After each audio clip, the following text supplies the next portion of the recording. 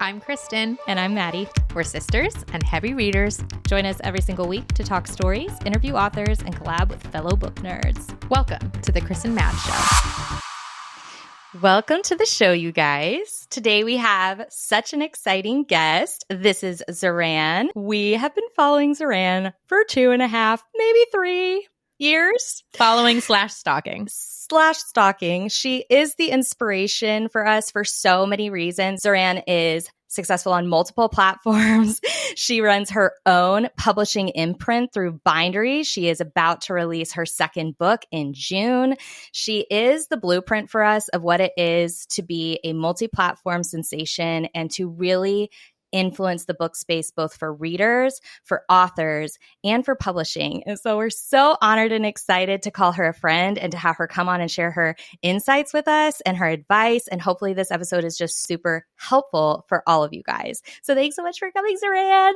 Thank you so much for having me. Oh my God. I remember when we met. I met Maddie a few months ago in New York City, but I didn't meet Kristen until a few weeks ago. We just ran up to each other and hugged each other in LA at Shelves in the City. And that was one of the best moments of my night. So I'm just so excited that we're able to do this morning. We're so excited to have you. We were so excited to meet you. Anyone who is starting their book creation journey, their content creation journey, anyone who's looking to make waves and be a voice in this space, you have the gold, the treasure in Zoranne. She has so much wisdom and so much passion to share with us. So we're so excited. Oh my gosh. But we got to get into Two Truths and a Lie first. Two Truths and a Lie is going to help you guys get to know Zoranne because we want you to first get some reference on who she is and how she started.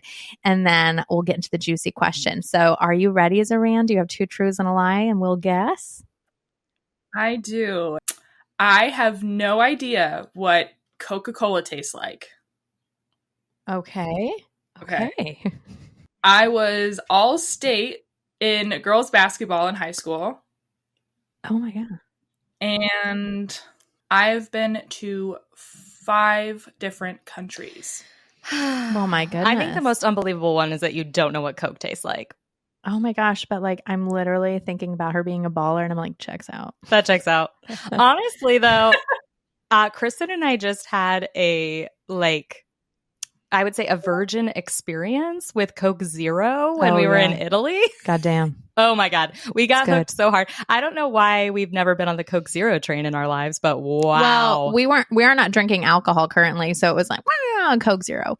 I feel like that would be crazy. If she didn't know what Coke tastes like. Yes, but then also 5 countries is so specific. She could have been to 6 or you know what I mean? It's very specific. Okay, what does your heart tell you? I think it's the Coca-Cola because that is just cray-cray. I literally do not believe that. No. That's true. For real. How do you not know what Coke tastes like? We are talking about the beverage, right? I'm talking about, the beverage. Coca-Cola. All forms of Coca-Cola. Okay. All forms. Wow. What? So it's a funny story that I feel like nobody believes me when I tell them. But growing up, to this day, I still do not drink pop or soda, whatever you call it, wherever you're from. And because when I was younger, I was so afraid of the carbonation. I used to just call it the bubbles because that carbonation was too big of a word for me. And so I just never drank it. When I grew up, I only drank water, lemonade, iced tea, milk, I don't know. And so I just never drank pop. And growing up, now I'm 26 years old, I was I'm not starting now. I know how terrible it could be for you. And so I just have never tried Coke or Coca-Cola. That's a flex. You have to continue with it now. You've come this far. Oh yeah, what's the point? I mean, that's I could try it, but I'm not going to become a pop Jarrett, my fiance. I'm always buying him he likes Pepsi. So I'm always buying him Pepsi or Mountain Dew, whatever he puts on the grocery list. But I don't drink any of it. Oh my gosh. Literally your whole body is thanking you because it's not good for you. In return, I probably drink 2 to 3 cups of coffee per day. Oh, okay. But so, there's a we all have our vices. Yeah, but we want to start off with, Zoranne, why don't you just tell us maybe high level, how did you get into book creating and how did it kind of take off for you? I've always been a reader. all through like grade school, high school, I pretty much took a break in reading in college because I was like studying, trying to get good grades, had to graduate. But then I came home immediately and it was the beginning of the pandemic. And I was just scrolling on TikTok, and I think one of the first videos I saw was Jason, Easy Cat. Through college and high school, I'd always been like an observer of the book community online through BookTube, through Bookstagram, but like TikTok was still like pretty new and novel. And I thought, well, I'm locked down by myself. I've been an observer for years. I feel like I could do this. I've never talked to a camera before, but I've always had a bookshelf in my room. And so I just made a video. I think it was me like auditioning for BookTok, which is something you totally do not have to do. I don't know why I did that.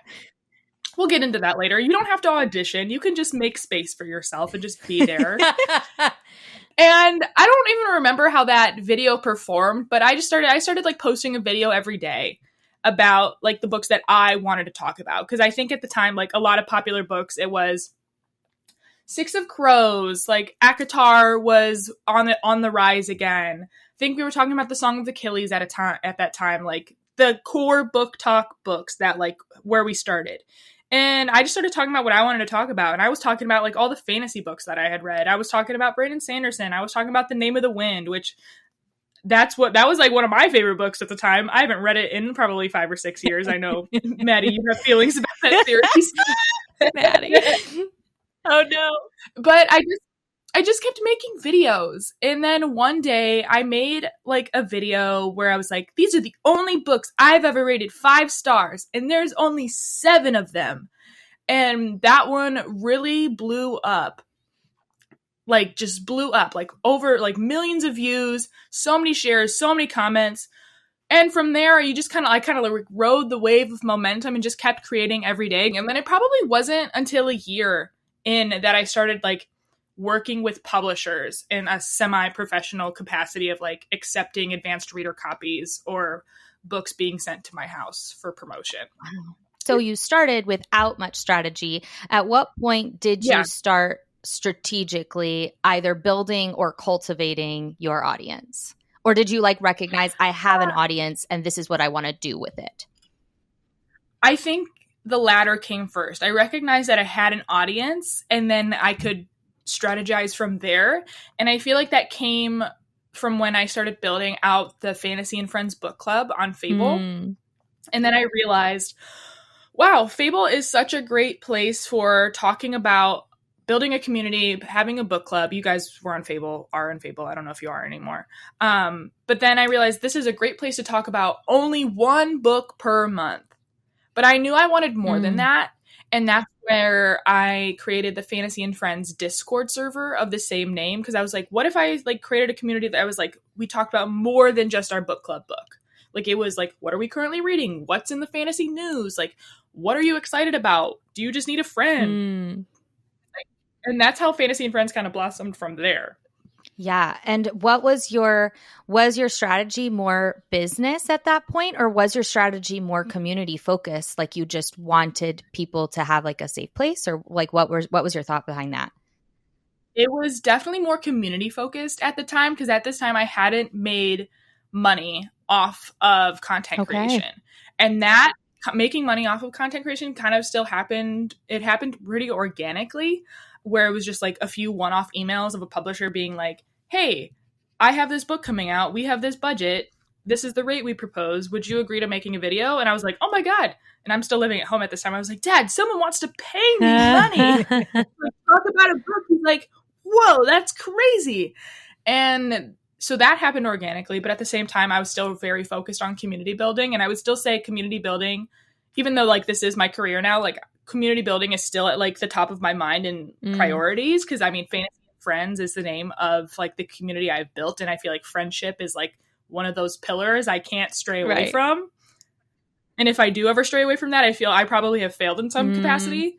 But that's kind of like, it kind of just happened. And then I feel like I realized at a later date after all that stuff happened, I was like, holy crap, this is where I am now. I don't even know how I got here, but I did it. Do you focus your time and attention more on your long-term audience, or do you focus your attention on new people or just people coming and going who need you for that time? Probably in the last year, I've really focused on like my long-term audience, since I am in like the publishing part of my career now with Bindery. And a lot of what I'm doing is providing service to my subscribers, to my Discord members, and being like, hey guys, this is what we're building together. And I'm sure we'll talk about this later, but like, look, like this is like this is the reality that we've created for each other. And it's like bringing an author's book to life.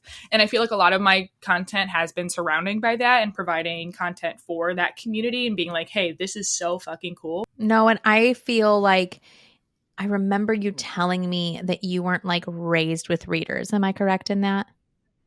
That's so correct. For you to like start your own community of readers, like I think for somebody wanting to start making content, if you are really craving to create a community, it's like creating a really big book club, but like online, which can be just as magical and just as intimate, even on the online space. Discord too, because I know a lot of, and we do not, but I know a lot of people use it and love it, and it's helped them get closer to their community. So these are great things.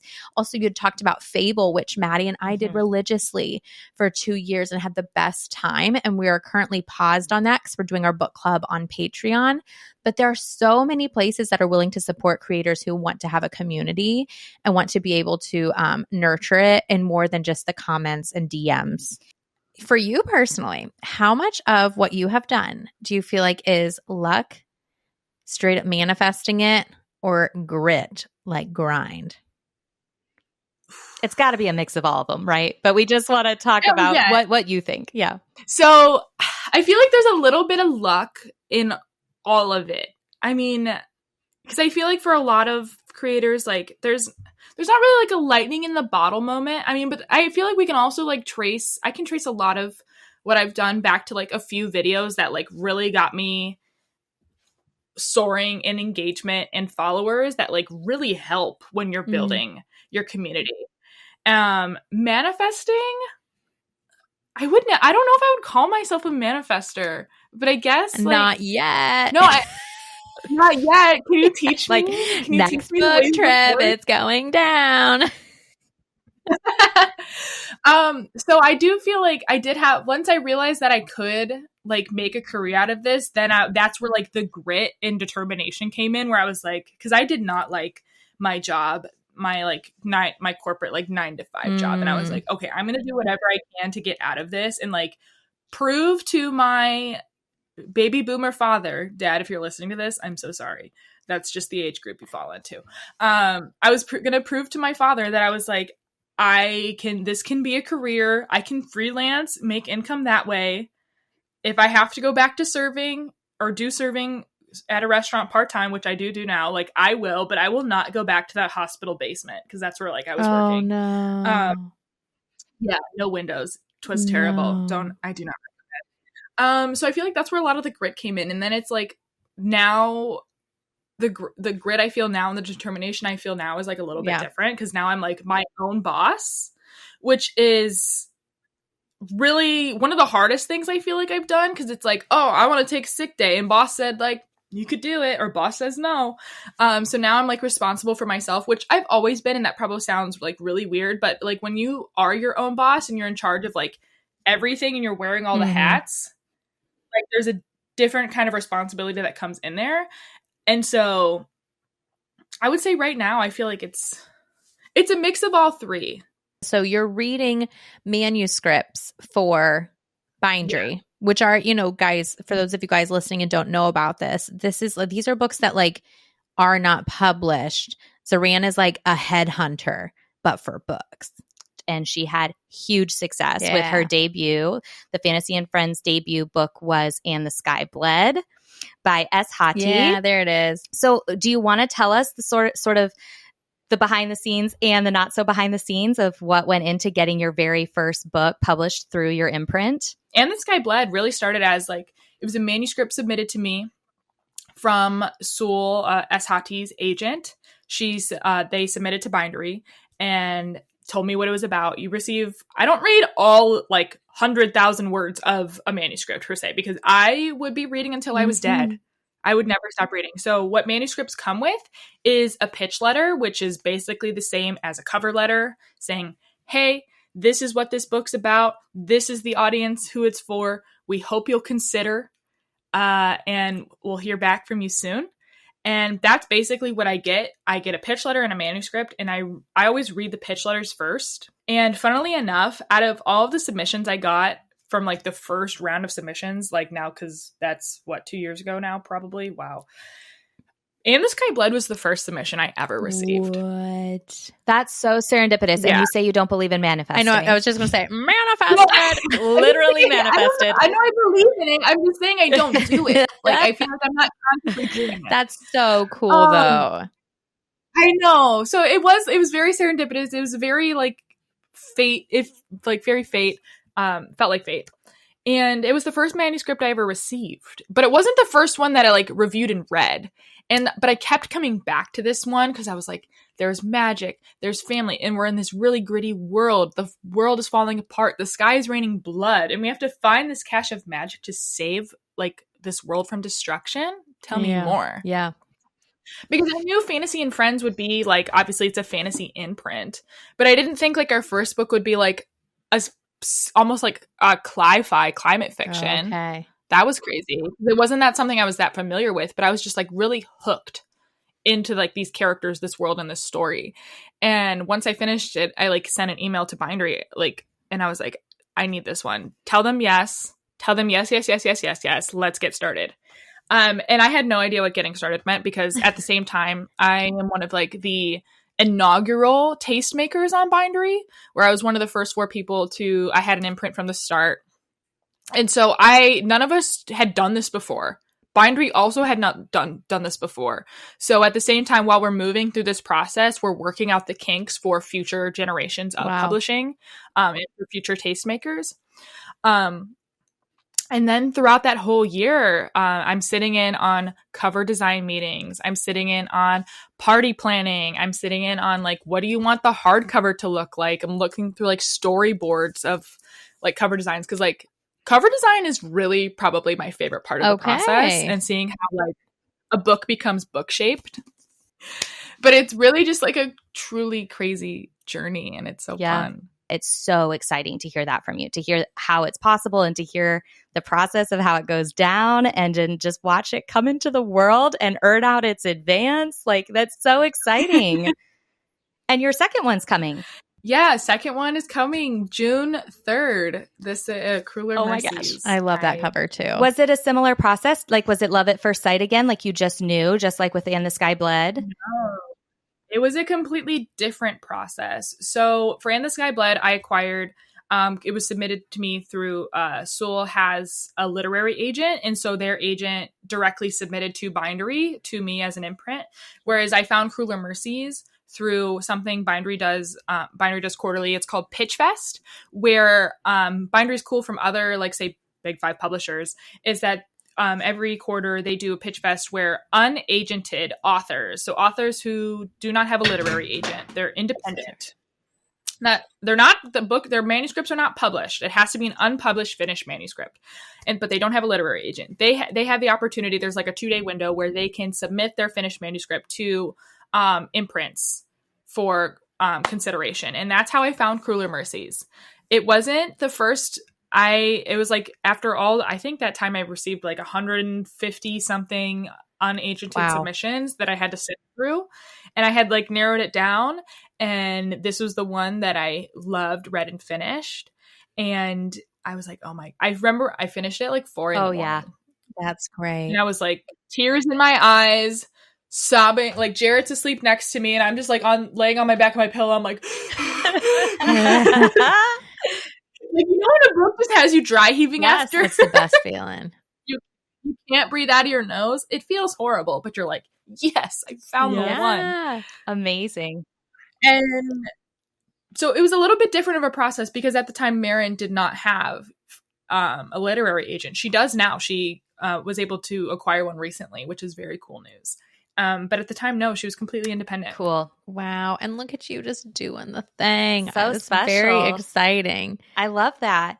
And I love that feeling of like, this is the one. This is one that you can you can truly, genuinely be so passionate about, and you know that audience that resonates with you, they're just going to combine their passion with yours. And it's going to be so exciting. Exactly. So here's a question for, again, the people who are looking to do what you did. Could someone reach out to Bindery, like almost as an application, not an author, but like a creator, to become a tastemaker with Bindery? Or once people reach a certain level, does Bindery reach out to them? No, it is completely application based. So they could go to Bindery's website. There's like a tab at the top that says for tastemakers, and on their website, there's information on like how to apply, which is not how that happened with me, because I was one of the inaugural tastemakers that they personally reached out to.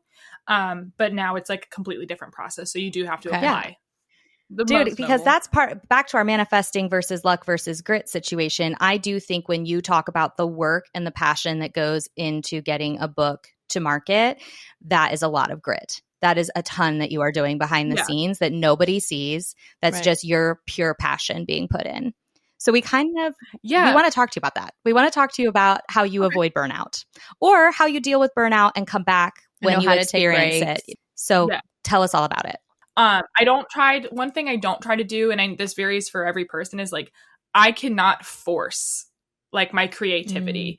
And I'm not saying only worked like when creativity strikes or lightning strikes, because that's also not realistic or reasonable. Because like, but if at the same time I was like, oh my God, if I'm in a reading slump, even that also affects like the content I create. And I try not to force it. But then I also like throughout the week, I try to have days where I'm just like kind of like low internet days, kind of where it's like I have to take a step back and just like, okay, today I don't have to essentially like work, like a weekend, you know?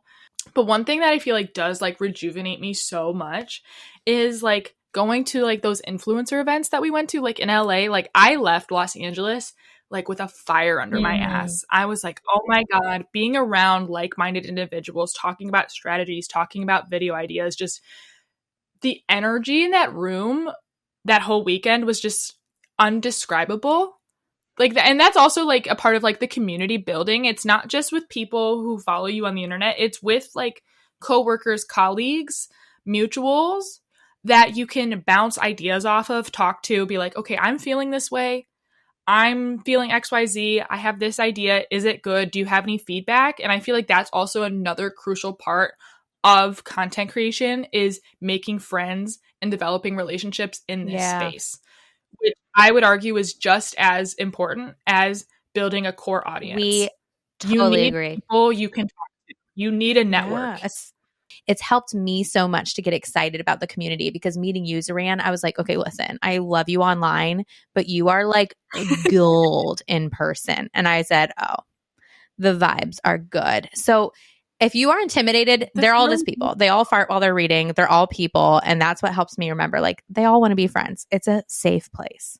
I mean, I'm only speaking for myself, but I know like my experience isn't original. Like I started creating content because I feel like I was like starved of connecting with other readers. That's literally all I wanted. And then so like the goal was to like connect with people online, but then of being afforded the opportunity to meet people in person, in real life, hug them, like squish them, jump around in a circle and talk about like our favorite books together. Like that is so priceless. And it's like an experience that like I feel like that should be like everyone's goal, is to like meet their friends in real life that they've made online, because it's unlike any other feeling. Because it like as adults, it's really hard to make friends as an adult in your 20s and your 30s, like without like a shared passion between that. Right. And for all of us, this being such a major hobby in our life, it's like, where are you going to find the readers? Because they're in their houses. Like you can't even We're not them.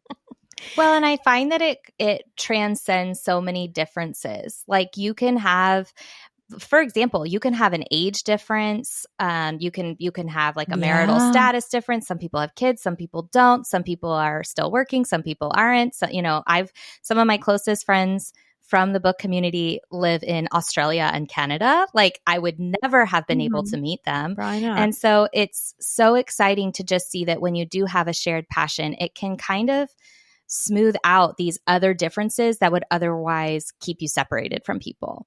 And it's so nice. Sure. It's so nice to feel like we have this unifying in a world that's like you were saying earlier that being online can be hard. And I think that one of those trends of it being hard online is that it seems like the things that pop off are the things that create discord, the things that like separate people, where people have different opinions and they want to share them. And so those things pop off. And then it sort of ends up feeling like, oh God, everyone's so different. Everything is so polarized. But it's like Kristen says, the book space is a unicorn space. And I'm like, it's just a space where people are actually, what creates a lot of discourse on BookTok is things we all love. It's like things that we want to talk about that connect us. And there may be many things between us that would make, that would separate us, but we're not talking about those. We're talking about the things that connect us.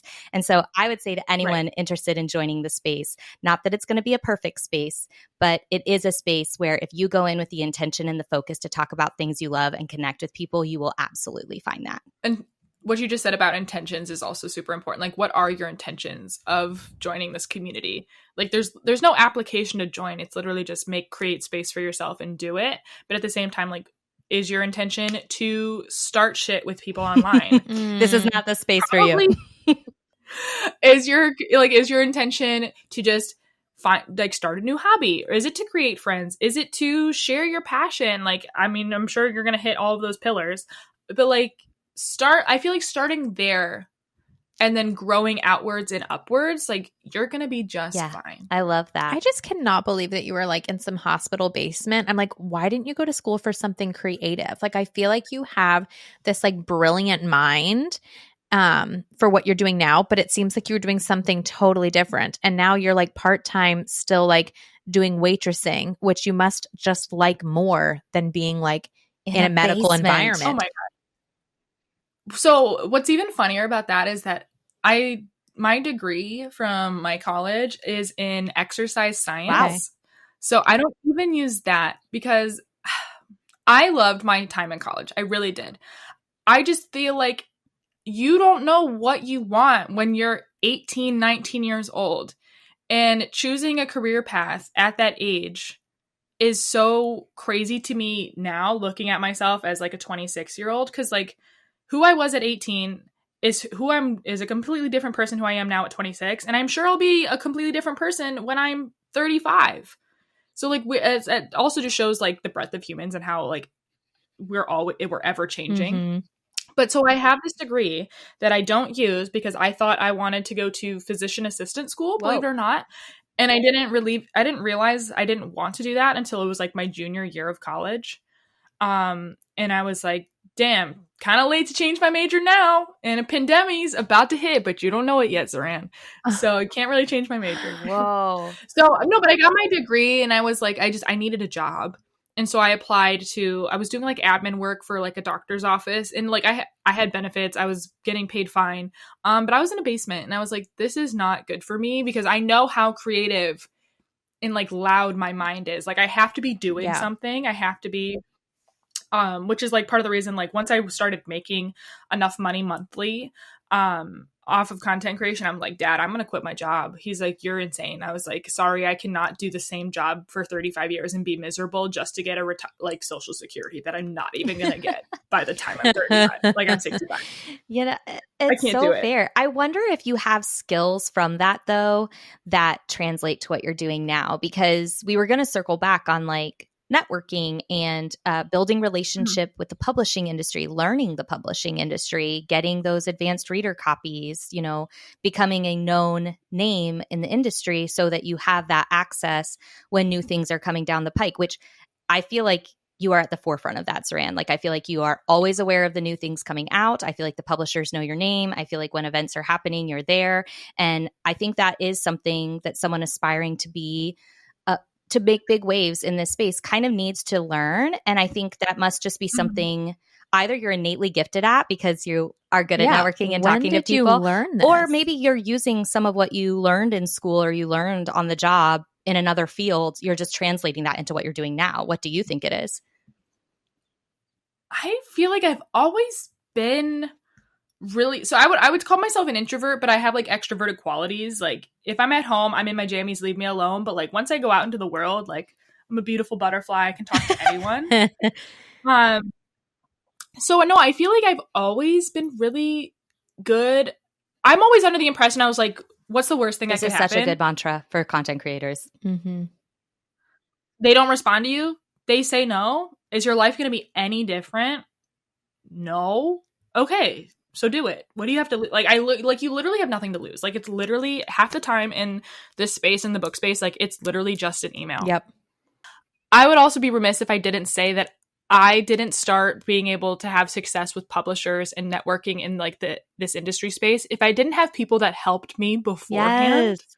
So like it also started with me reaching out to people who mutuals that I trusted and was like, hey, I am really interested in getting this art because I feel like Shelves in the City was like the first like brand trip event was like because I went on to the first trip. But it's like, hey, I'm really interested in connecting with this publisher. For example, I could not break into Orbit for the longest time. Like I wasn't rejected, but I emailed them like probably 4 or 5 times and nobody ever responded to me. And I was like, listen, I need them to know how much I love John Gwynn, Fonda Lee, Andrea Stewart. Like, why I am banging on your doors. Why won't you let me in?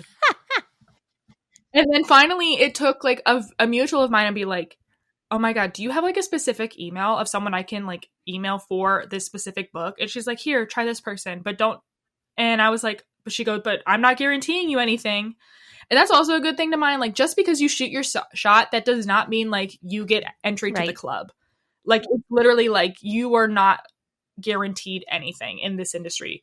And then so finally, like, I emailed this one person. I'm like, I'm interested in this arc. And she's like, okay, it's on the way. I'm like, it's on the way? I've been outside your doors, banging on the door for months. I think it is. It is just a matter of maybe being willing to try more than once and try different avenues too. And I think that's where passion comes in. Like if there is an author you're obsessed with, then find out who their publisher is. Find out who has been repping them before. Find out who they've partnered with, what influencers they've used in the past to release their works, and network with them. And I don't think that that's smarmy. I think that that is channeling your passion and your focus to be like, yeah, you might not be able to represent every new release out there. You might not be the spokesperson for every imprint and every publisher, but if you have the ones that you're willing to focus on that are your like, let's say for you, it was John Gwynn, or like you were very passionate about The Bound and the Broken and Ryan Cahill was indie published at the time. And your passion for his stories caught his interest. And now you've interviewed him, like you've been on his street teams, like you get advanced copies of his books. And it's just following your own genuine passion and being loud and proud about the things that you love. And then maybe in the background, doing some of that sleuthing to find out like, okay, if you want to do more to be part of this person's street team, then just go and do a little bit of digging. Everybody has an email. Everybody has an email address. Everybody has a team. And not everybody reads them right away. So don't freak out if you don't get a reply right away either. So how do you get a thick skin for rejection? Or for, let's say, how do you get a thick skin in general? Like if views are down one week or, you got dead eyes one week or, what, or, dead eyes. Or if you sent out a couple emails and nobody's responded or it's been a dry month for, brands reaching out to partner. Like how do you get your thick skin? What do you do? I think my answer is there's 2 prongs to it. One of them goes back to having like a little close network of creators that you trust and talk to. And I like to call them like your touch grass people, because a lot of like that rejection and building a thick skin is a lot of times it is literally not personal. It's just part of the career path and the content and like the life I'm choosing to live and having content creation be my career. Where it's like, if I post a video that didn't perform as well as I thought it would, like, it's not a reflection of me as a person or my skill or my passion as a reader. Like, the algorithm could be off that day. Like, it could be anything. You literally don't know what the reason is, but it's like, it's literally, to me, this is how I operate. It's literally not that deep. It's just a video. It's just books. I mean, it's always more than just books, but like, to me, it's like, it's just what it is. It is what it is. But like if there is like a truly like issue or something you want to vent or talk about, like I think it's so important to have a group of people or an individual to talk to touch grass with, and being like, how can I improve upon this? Or like, why didn't this go that way? Or like, would you have done anything different? And like having people that you could bounce those ideas off of in like a safe space. And I feel like that is just that having that combination of those two things is so important. But also that's going to vary for every individual creator. Whereas like Kristen and Maddie, you guys have each other. I don't have a sister in the room to talk to. Like, I mean, I have Jarrett to talk to, which I do talk to sometimes. But like, at the same time, it's like if you're not in this space every day, you don't know what it's like. And that's also like another part of content creation. It's like, a lot of what your career and your success falls on, which is so weird to say out loud because I've talked to my therapist about this. It was like, my success is dependent on like the way people, strangers essentially, view me, perceive me, whether they like me or they trust me. And that is just like a weird thing. That is the truth of it, where it's like, if you work at like a regular job, it's like, okay, you walk in, you get your job done, you type your notes, you send off emails, you submit documents or do whatever you do, and then you're good, you leave. Like I can't close the door and leave my books at home. Like my books are my home. Right.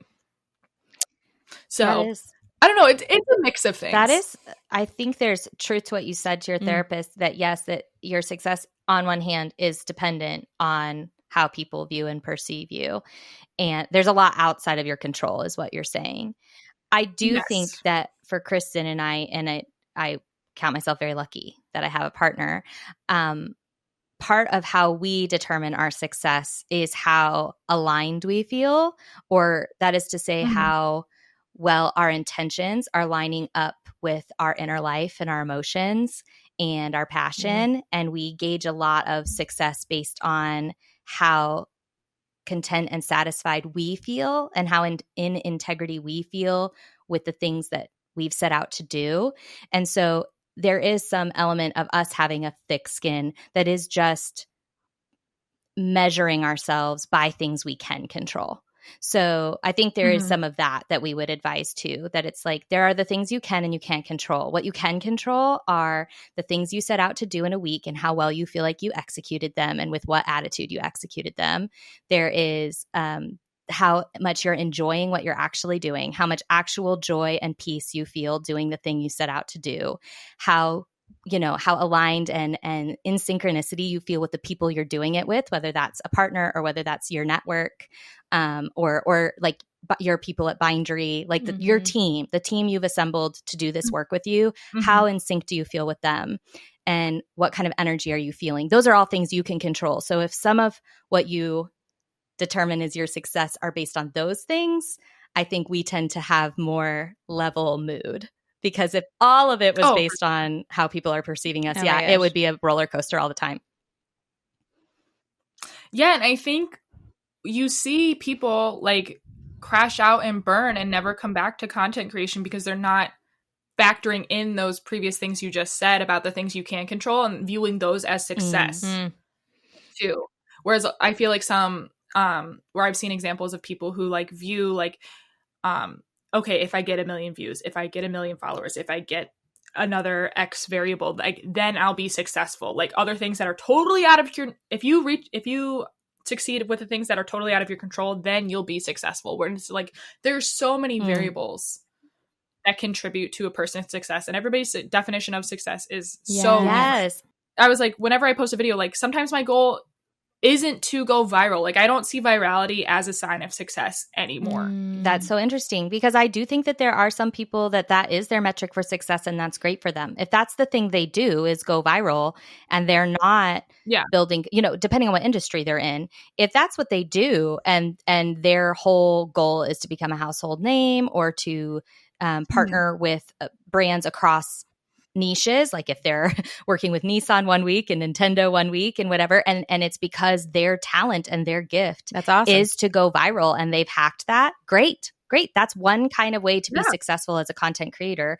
I just think it's really cool and interesting and helpful to talk about the other ways you can also be very successful as a content creator when you aren't a viral wonder. Kristen and I have never been. Never, ever, ever have we hacked virality. We have never consistently I gone haven't figured viral. it out. We have some things that have popped off and gone viral, and those things have been helpful and fun.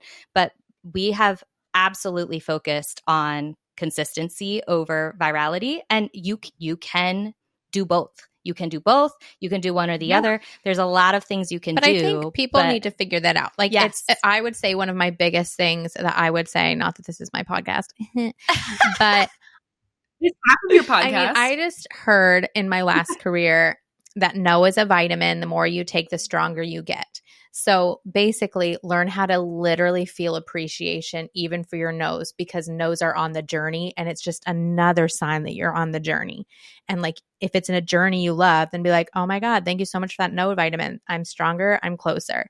And I think that if we can find a way to define what success is for us, then you can do the manifesting, Zoranne, to work towards that. I think what's really hard is it's just like with say weight loss, when people are like, oh my gosh, I'm so frustrated because I haven't lost weight. But I'm like, but you've gained so much muscle, or like you can run so much further. Like, what is your goal? Do you want to be able to do marathons? Do you want to be a certain weight? Do you want to be a certain I don't know, size waist, because you can get that just from lifting weights. Like, you have to know what you want, because you're not going to win in every arena all the time. So decide which arena matters to you. And I think for Maddie and I, we have just shifted this so often. So you probably do this with all of your community, your friends and stuff, but we are constantly being like, so what is the goal this week? Like, how could we feel like we're winning? Because we want to feel like we're winning. Because it is a moving target, and we're okay with that. We're totally okay with it moving. Yeah. And some months we're really focused on people. Like this month, we've read less and we've pumped less content because we went on a trip with our people. I'm not mad. We went to Shells in the City. We went on vacation with our families. We spent some of our hard-earned money and took our kids to Disneyland. Like, we feel totally successful in that, even though there haven't been as many videos and we haven't read as many books. But that, it's like a moving target. Yeah. And I mean, I love some months are focused on growth, and then some months are focusing on what sounds like nourishing yourselves and your family and the people around you. And that is just as special. Sometimes it's honestly even more special a lot of times. Like, you can create from a full place. So what are some of the things you do to get full in your personal life that help you feel ready to create? Ooh, I haven't been good about this lately, but having a good morning routine. I am very routine based. If I don't stick in my routine, my day is off. It's whack. We've got dead eye creation. And then you need to put this on merch, Zoranne. Dead eye creation. I know. What's so funny is that I just made it up on the spot when I said it. I feel like you need to coin the phrase and build some merch. I love this. Okay, so morning routines are key for you. Yes, but it's also, I had to recognize, since I am working for myself, is that coming from a 9-to-5 job, I was like, oh my God, I had to break away from traditional working hours, because I was like, oh, if I don't work from 9 to 5, I'm a piece of shit.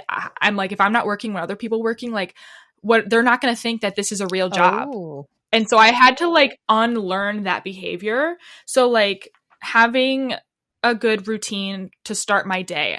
Sometimes it's not even in the morning. I'm not going to because I'm not a morning person. I'm not. Neither is Brandon Sanderson. So I always tell myself this because I'm not either. And I'm always like, you know what? Brandon Sanderson sleeps till noon every day, and it's fine. Exactly. Because I woke up 20 minutes before our interview this morning. I love that for you. and I made my coffee, I brushed my teeth, I put on my clothes, I sat in my chair, here I am. No, but it's having a perfect, not a perfect, because nothing's ever perfect, but having a good basis for a routine before I get started with my day. And so I usually don't start my days, I'm probably until between noon and 1 p.m. I love that. Unless I have a meeting, because that's when I know I'm at my fullest, I'm at my brightest, where the sun is in the sky, at noon, that's where I'm thriving. and then I work into the night, where it's okay, I'm probably not going to do my best stuff at 8 a.m. So why am I going to force myself to wake up at 7 to make my coffee and then start at a time that I don't even want to start at? So fair. That would make no sense. And so it's I had to unlearn that behavior. It's okay, you don't have to do work through regular working hours to within the first few years. Prove yourself that this is like a real job, a real career, and you're making a real income from it. But then also it's like, now it's like, okay, this is a part of me. This is what I do. And it's great. And it works for me right now. And it works for the relationship I'm in and the home that we're building. So like maybe that routine will change in a few years.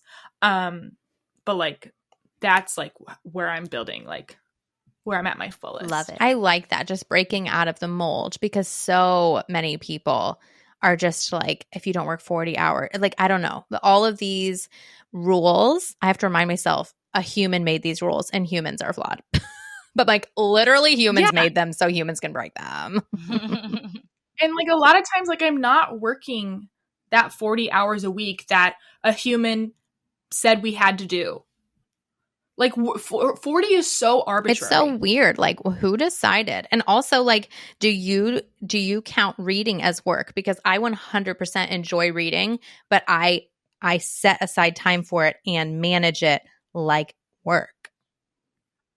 I view the reading I do for Bindery as work. I view like reading that I do for like partnerships as work. But if I'm like reading if regular like monthly wrap up reading, like I didn't view reading that like First Time Caller as work. Like I was like, oh, I'm reading my fun little romance book where I'm like, I'm going to Mordor, BRB. Like that's not work, reading Lord of the Rings. No, I love so much that you read that for the very first time. Makes me so happy. I know. All right. Well, we have some things. Well, we talked about a lot of things, and we're gonna do a wrap up question here at the end to kind of get into the top things people need to know. But we want to know what you're looking forward to, or what you see out in the future as exciting things that you are growing towards, or that you would love to see happen. And it can be as vague or specific as you want. I am very excited about working towards like the future of Bindery, because I do feel like that is really kind of where like publishing is where like my career is headed at this moment. I'm also just really like this year, one of my goals, one of my manifestations was to read more books that I personally wanted to read. I wanted to read like where my energy like took me, because I feel like last year like my reading was a lot more work based and structured, and it didn't turn out for a great reading year for me. And so it's like this year it's like leaning into more like letting go, like more mood reading, I guess, and just reading what I want, where I want, when I want. And a lot of great things have come from that. But really, I do feel like my career is like taking more like a publishing standpoint. And I'm really, really excited about that. And looking forward to maybe like the next time I'll see like creators in person, because that is always just like such a nourishing and exciting and unbelievable experience that it's just like, it's hard to explain unless you're in the room. And that is just so much fun. I don't know. There's like so many things. I just love being a part of this community and meeting people and talking to people and networking. Because I do like, obviously like we all have passion about books, but like there's so much passion in like seeing your friends in real life and talking to them and creating those relationships. And that, I feel like that's truly where I thrive. Oh my gosh. Like sometimes it's not even about like it yet. Like, yes, it like it started because of like us reading and sharing passion for the same books, but like creating the relationships is just so, so important to me and like fills my cup as a human being. I think that is the name of the game for your success, Zoranne, is because that's so genuine and authentic to you. And I think you are so good at bringing people together. Yes. And making people feel seen and knowing like who to bridge and who to connect. And I think that is why Bindery did the best they could in so choosing smart. you as an inaugural tastemaker, because you're good at listening to your own intuition and knowing what you truly like, and, you know, bridging that gap between the author's work and the story that needs to be told and the people who are going to love it the most. And then you have this whole community of people who just gab on your Discord and like truly have built authentic friendship. And I think that's your sweet spot. I think you are 100% in the right job. And that's probably why you don't experience burnout as much, and why you are so fulfilled in what you do, is like you're just doing the thing you're so good at doing effortlessly. I mean, I would say the same thing about you guys. LJ. Oh my gosh. Well, I'm so excited. That's like that's when you know, like when you connect with people that are sharing that same passion and love for the creativity, the books, like the passion of the like the game that we're all playing, kind of like, and you know, like, oh, these people are here because they're meant to be here too. Like it is just, it's magical. It's truly magic. We feel the same way. And I can't wait to see like what this year brings for you. Obviously, like all I want for you is to read like a bazillion 5-star Infinity Star books. Oh my God. I want that for you so bad. And also, I know you have a lot going on, but I definitely need to buddy read with you this year. I see that there's a lot of things on your TBR that are on mine. So we'll have to do a little collab buddy read. So happy. Okay. Please. Yes. Please. Okay. Of all the things we talked about today, and you have dropped some real gold. Yeah. Take your time answering this. But if you were going to give us the top 3 tips / non-negotiables for a content creator in the book space to have top of mind, what would they be? But I feel like I've harped a lot on building community within the community. So I think making friends with other creators in this community is paramount.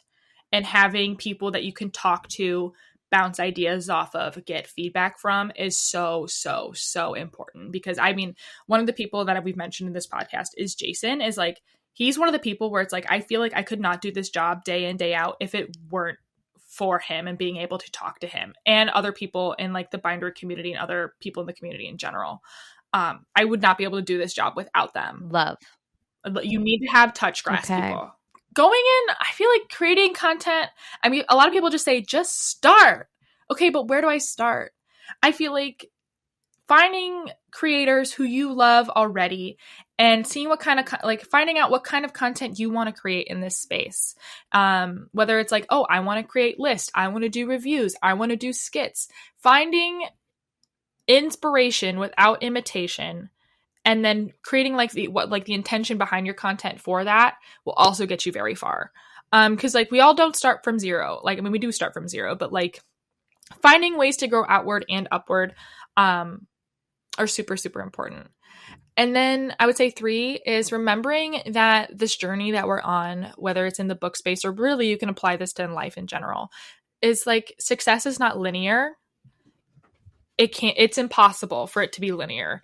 It's going to go up and down and sideways and out at any given moment. There are so many variables that are in your control, but there's also a lot of things that are out of your control. And it's just like accepting that and understanding that success isn't linear will also help you so much. Because at the end of the day, it's just videos, it's just books. But we're not doing it alone as this job feels sometimes. You're not alone. And there's always people you can reach out to ask for help. Like, dear God, ask for help. Yeah, literally, you can ask me, Maddie, or Zoranne, guys. Like, we will be your cheerleaders. My DMs are open. DMs open. Oh my gosh, these are great words of advice. I'm like, take notes, Kristen. I feel so inspired right now. I love this so much. Well, Zoranne, thank you so much for coming on and sharing your experience with us. We are so excited about everything that you're doing and everything that's coming, but also just so grateful for you to have kind of reverse engineered your journey for us on this episode. And hopefully those aspiring creators or new creators in the space, or even seasoned creators in the space like Kristen and I, learned something from this episode and felt encouraged and supported. You are such a light in this space. You are so supportive and encouraging. And we just hope this was really helpful. The comment section is totally open. So if you have questions for us or Zoranne about this journey, please leave them. We'd be happy to engage with you in the comments. And if you are watching or listening to this in a place that you can rate and review us, please do so. That helps us the most in the journey that we're on to reach a wider audience and be more helpful and supportive in this space. And we just hope you all have a wonderful day and happy creating. And we'll see you all in the next episode. Bye.